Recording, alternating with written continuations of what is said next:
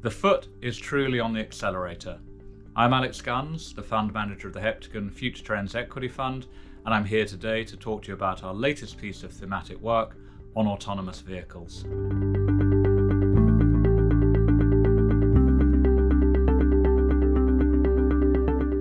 Now, we've been writing about autonomous vehicles since 2015. Progress in the industry over the last decade has been very much stop and start, but the good news is we think now we're at an inflection point.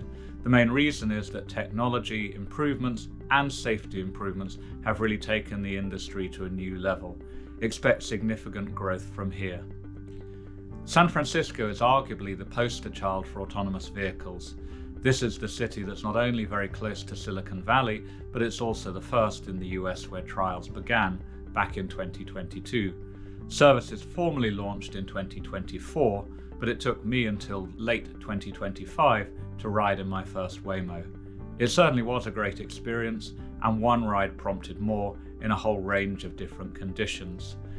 Enough Americans are sufficiently comfortable with taking Waymos today that they're enjoying and seeing about 500,000 weekly rides being undertaken at present.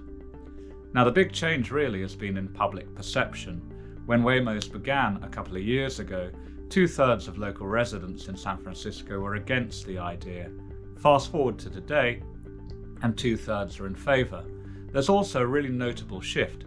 Those who've taken a Waymo or another autonomous vehicle are much more likely, to the tune of about 50 percentage points, to say they're in favour and happy to take future rides relative to those who've never had the experience.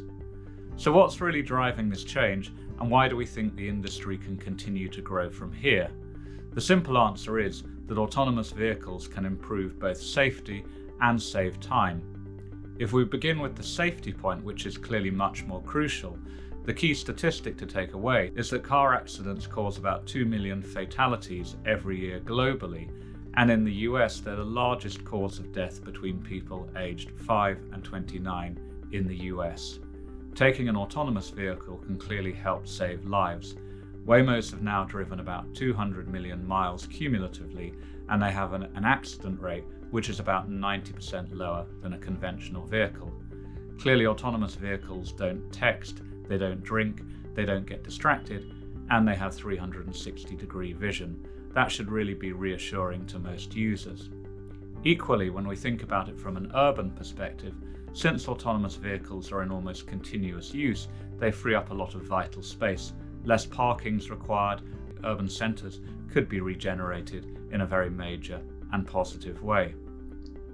It's these factors that really lead to the predictions, which would suggest that by the end of this decade, there could be over 100,000 autonomous vehicles on the road globally. That's more than a 30-fold increase relative to today. And when we try and size the industry, most predictions suggest that the autonomous vehicle market could be generating revenues of up to $400 billion by 2035. So it's a really exciting time ahead, but as we regularly say when we give these commentaries, the road forward is unlikely to be either smooth or linear. Autonomous vehicles clearly still struggle with unpredictable situations. They also haven't been tested fully at scale. There's a whole swathe of issues to consider still, both from a regulatory perspective and also from an ethical and legal perspective. Then there's the other factor.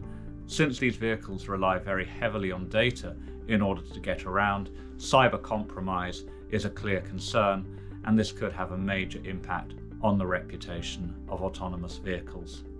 Despite all of these concerns, however, the industry is seeing huge amounts of capital being ploughed into it, both in terms of private and public companies.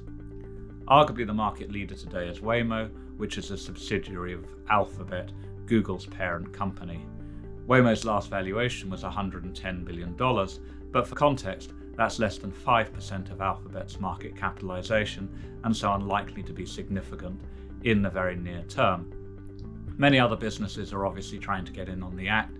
Tesla is high profile among auto players.